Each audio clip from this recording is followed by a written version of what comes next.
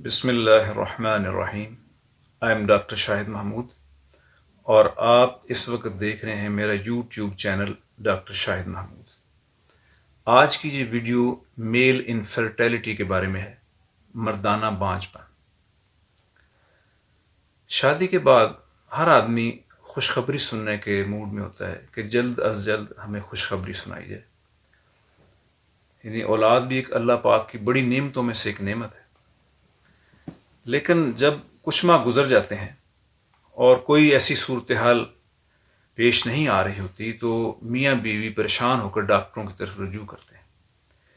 ہماری ڈاکٹری کے اندر میل انفرٹیلٹی یا انفرٹیلٹی اسے کہتے ہیں کہ اگر میاں بیوی 1 سال تک اکٹھے رہیں اور ہر ہفتے 2-3 دفعہ مباشرت بھی ہو، لیکن اس کے باوجود حمل قرار نہ پائے، تو اس کی جو وجوہات ہیں اس میں مرد کی طرف سے بھی اور عورت کی طرف سے، دونوں کی طرف سے وجوہات ہو سکتی ہیں۔ 40 سے 50% تو میل جو ہے مردوں کے اندر نقص واقع ہوتا ہے، اور 50 سے زیادہ % جو ہے یہ فیمیلز کے اندر ہوتا ہے۔ امریکن کیٹیگری کے مطابق 33% میل میں اور 33% فیمیل یعنی عورتوں میں ہوتا ہے، اور 33% جو باقی بچتے ہیں ان میں دونوں کے اندر یہ مسائل ہوتے ہیں، یا اس میں وہ کیٹیگری بھی آ جاتی ہے اس 33% میں جو کہ انڈائگنوزڈ رہتے ہیں۔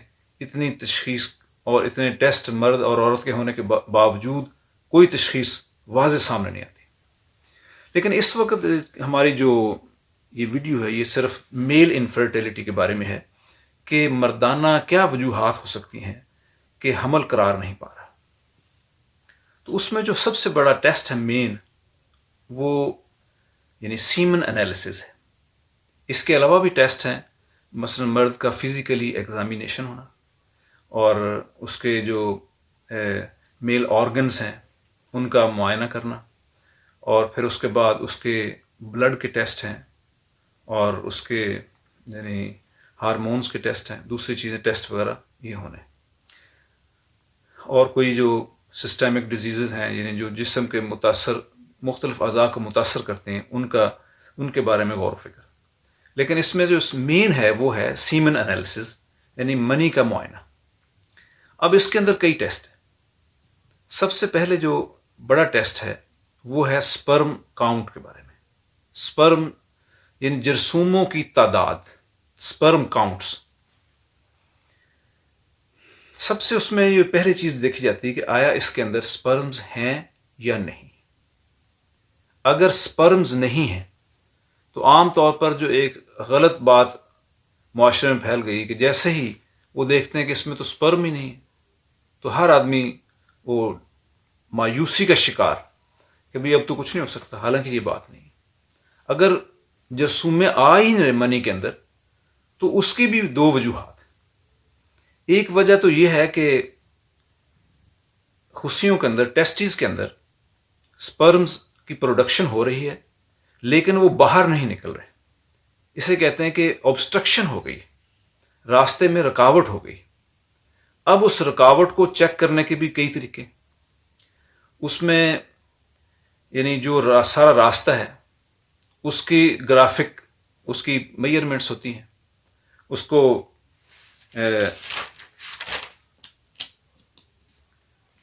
ویزوگرافی سے کہتے ہیں۔ اور پھر دوسرا اس کا یہ ٹیسٹ ہے جو سیمن ہے، اس کے اندر مختلف چیزوں کو چیک کیا جاتا ہے، اور جس کی وجہ سے فرکٹوز ہے وہ دیکھا جاتا ہے اس کو، اور چیزیں اس میں انالیسز اس کا ہوتا ہے، کیمیکل انالیسز، جس سے یہ پتہ چلتا ہے کہ یہ راستے میں رکاوٹ ہے یا نہیں۔ پھر اس کے بعد اس میں الٹرا ساؤنڈ کی بڑی اہمیت ہے، اور ڈوپلر الٹرا ساؤنڈ، اس کے اندر یہ دیکھا جاتا ہے کہ کہیں جو ٹیسٹیز ہیں، خصی جو ہیں، یہ ڈیڈ تو نہیں ہو گئے، ایٹروفک تو نہیں ہو گئے۔ اور پھر اس کے بعد ان کی بلڈ سپلائی، اس کا ڈوپلر، اس کی جو خون کی اس کے اندر صحیح چل رہی ہے کہ نہیں چل رہی۔ پھر اس کے بعد اس کی بایوپسی ہوتی ہے، ٹیسٹیز کی بایوپسی ہوتی ہے، یہ دیکھنے کے لیے کہ اس کے اندر سپرم کی کیا صورتحال ہے۔ اس کو پہلے یہ اس میں یہ رول آؤٹ کرنا ضروری ہوتا ہے کہ آبسٹرکشن ہے کہ نہیں، اور ٹیسٹیز کام کر رہے ہیں کہ نہیں کر رہے. تو یہ اس کے ٹیسٹ ہو گئے. اس کے بعد اگر دیکھا گیا کہ بھی اس میں یعنی آبسٹرکشن نہیں ہے، رکاوٹ نہیں ہے، منی جو ہے باہر آ رہی ہے، رکاوٹ نہیں ہے. اس میں ایپیڈیڈمس کا بھی الٹرا ساؤنڈ ہوتا ہے، ایک جو یعنی نالی جس سے کہ یعنی یہ جرثوم میں آگے چل رہے ہیں. تو پھر اس کے لیے ہارمونل ٹیسٹ ہوتے ہیں. رکاوٹ نہیں ہے لیکن سپرمز نہیں آ رہے.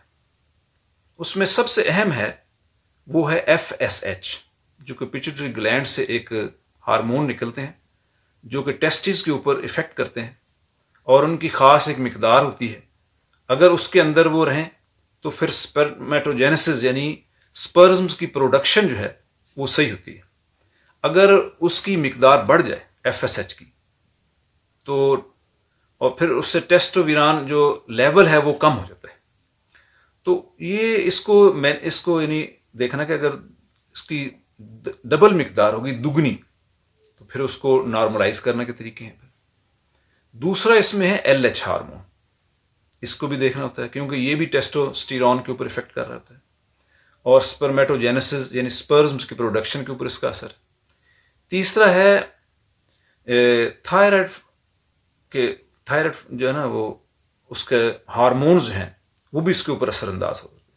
اور چوتھا ٹیسٹوسٹیرون کا، یعنی یہ ہارمونز کے انالیسز جو ہے یہ اس کے لیے ضروری ہے کہ اگر سپرمز بالکل نہیں آ رہے.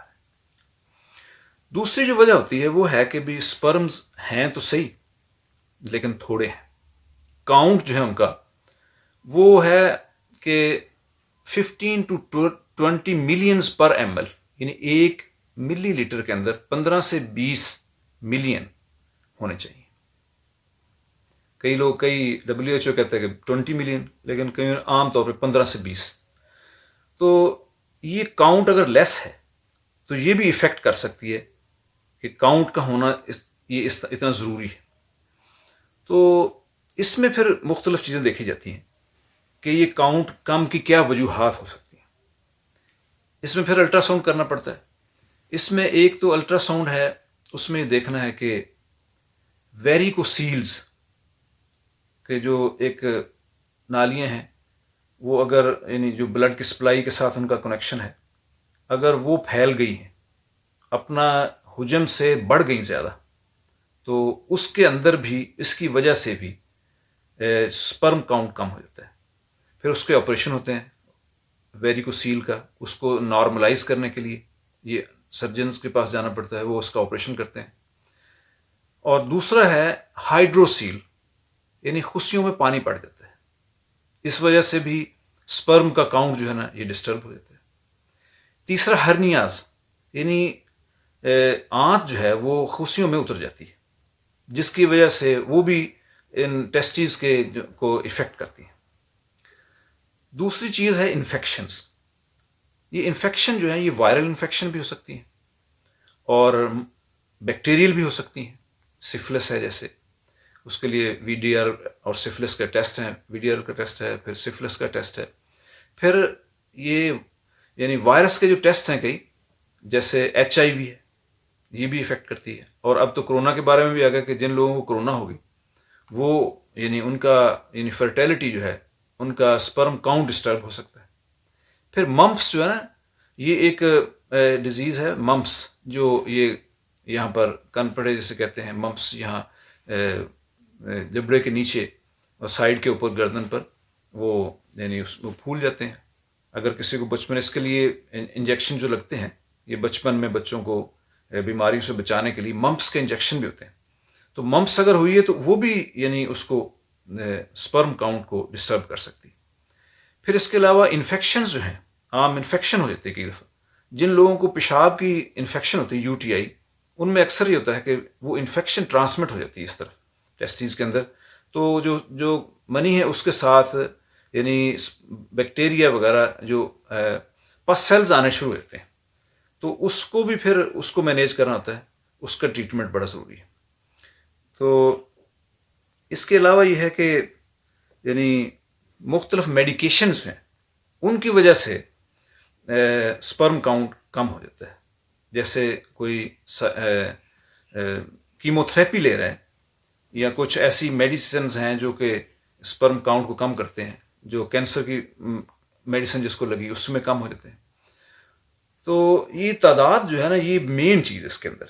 تو اس کو یعنی دیکھنا ہے. اس کے لیے الٹراساؤنڈ باقی سارے ٹیسٹ وغیرہ ہوں گے، ڈائگنوز ہوگا کہ یہ اس کی سپرم کی کاؤنٹ کم کیوں ہو گئی. پھر اس کے بعد ہے مارفالوجی، یعنی شیپ. جو سپرم ہے، جو جرثومہ ہے، اس کی شیپ کیسا لگ رہا ہے. اس کا سر بڑا تو نہیں ہو گیا، اس کا سر چھوٹا تو نہیں ہو گیا، اس کے 2 سر تو نہیں ہو گئے، اس کی دم ڈبل جسم باڈی تو نہیں ہو گئی، اس کی شیپ ظاہری لمبی تو نہیں ہو گئی، چھوٹا تو نہیں، یعنی اس میں پورا دیکھنا ہے. پھر اس میں یہ ایک اور ٹیسٹ ہے کہ اس میں ڈیڈ کتنے ہیں اور اس میں الائیو کتنے ہیں، اس کی ایک پرسنٹیج ہے. اور پھر اس کے بعد ہے اس کی حرکت، موومنٹ، موٹیلٹی کتنی ہے اس کی. کتنے ایسے ہیں کہ جو ایکٹیو ہیں، کتنے ہیں جو سلگش ہیں یعنی سست ہیں، کتنے ہیں جو بالکل ہی حرکت نہیں کر رہے. اس کی وجہ ہے کہ موٹیلٹی جو ہے نا، یہ بہت اسینشل ہے اس میں، کیونکہ اس سپرم نے بہت لمبا سفر کرنا ہے. اس نے جا کے یعنی اس سے اووم سے ملنے کے لیے اس کو پتہ نہیں کتنی چیزیں عبور کرنی پڑتی ہیں. اس کی موٹیلٹی بہت ضروری ہے. اگر وہ موومنٹ اس میں نہیں ہے، اور یعنی یہ موٹیلٹی بھی ایک بہت بڑا فیکٹر ہے. کاؤنٹ ٹھیک ہے لیکن موٹیلٹی تھوڑی ہے.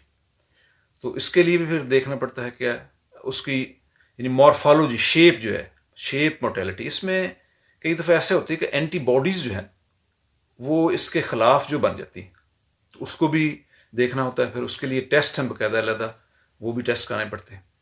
تو یہ سیمن کا انالیسز اس کا بڑا ضروری ہے. اس میں کئی ساری چیزیں آ گئیں، اس کی وجوہات سامنے آ گئیں. پھر یہ اس میں ایک بہت بڑی وجہ ہے لیٹ جو ہے نا وہ میرج. کیونکہ جتنا وقت بڑھتا جاتا ہے، آدمی کے اندر کنسیو کرنے کی پاور اور اس کی سیمن کی جو ہے نا وہ کوالٹی جو ہے وہ متاثر ہوتی جاتی ہے. پھر اس میں ایک بہت بڑا فیکٹر جو ہے اس کو ڈسٹرب کرنے والا، وہ اوبیسٹی ہے، موٹاپا. یعنی موٹاپا جیسا ہوتا جاتا ہے، ٹیسٹوسٹیرون کا لیول جو ہے نا اتنا کم ہوتا جاتا ہے. اور سپرمیٹوجینسس جو ہے نا، وہ سپرم پروڈکشن کی پاور اتنی کم ہوتی چلی جاتی ہے. پھر اس میں ایک بہت بڑا فیکٹر ہے اسموکنگ بھی اس کے اوپر بڑی اثر انداز ہوتی ہے. تو یہ مختلف چیزیں ہیں جو کہ جن کے ٹیسٹ جو ہونے ضروری ہیں. اور اس میں میلز اکثر جب کہا جاتا ہے کہ ٹیسٹ ہوں گے، تو جو مرد ہوتے ہیں وہ کہتے ہیں کہ عورت میں ہی خرابی ہے، میں تو بالکل ٹھیک ہوں. لیکن یہ رویے ٹھیک نہیں ہے. اس میں میلز جو ہیں ان کو بھی اپنے آپ کو پیش کرنا چاہیے، کیونکہ بہت ساری چیزیں فرض کریں کہ obstruction ہی ہو گئی ہے کہیں، اور وہ چاہے یعنی جو مرضی کر لیں، جتنے مرضی ٹیسٹ ہوں، چاہے جو مرضی دوائیاں دیتے رہیں، جب تک وہ رکاوٹ اس کی سپرم باہر نہیں آ رہا تو کیسے یعنی وہ ٹھیک ہو سکتے ہیں. تو اس میں میری یہ گزارش ہے کہ جو لوگ اس کا شکار ہیں بانجھ پن کا، تو اس میں جو میل ہے فیکٹر، یہ بھی ایک 40-50% ہے. تو اس کے لیے ہمیں اپنے آپ کو اس میں پیش کرنا چاہیے، اور کسی اچھے مستند ڈاکٹرز جو ہیں، اب تو یہ فرٹیلٹی سینٹرز ہیں، وہاں پر سارے، کیونکہ مہنگے تو ہوتے ہیں بہت، ٹیسٹ بہت مہنگے ہیں، ان کے طریقہ کار بہت مہنگے ہیں، پھر پروسیجر. لیکن ایک اولاد کی نعمت حاصل کرنے کے لیے ہمیں اس پروسیجر میں سے تو گزرنا پڑے گا. تو اس لیے گزارش یہ ہے کہ جو اس کا شکار ہیں وہ اپنے آپ کو اس میں شرمائیں نہیں، بلکہ آگے بڑھ کے وقت پر ڈائگنوز کرائیں اور اس کی ٹریٹمنٹ کرائیں. تو امید ہے کہ آپ کو میری یہ ویڈیو اس اعتبار سے ضرور آپ اس کو لائک کریں گے، میری اس ایفرٹ کو. اور آخر میں پھر میں گزارش کرتا ہوں کہ آپ میرے چینل ڈاکٹر شاہد محمود کو سبسکرائب بھی کر دیں، بیل آئیکن کو بھی دبا دیں، اور لائک اور شیئر بھی کر دیں، اور میری ویڈیوز جو آپ تک پہنچتے رہیں. Thanks for watching. اللہ حافظ.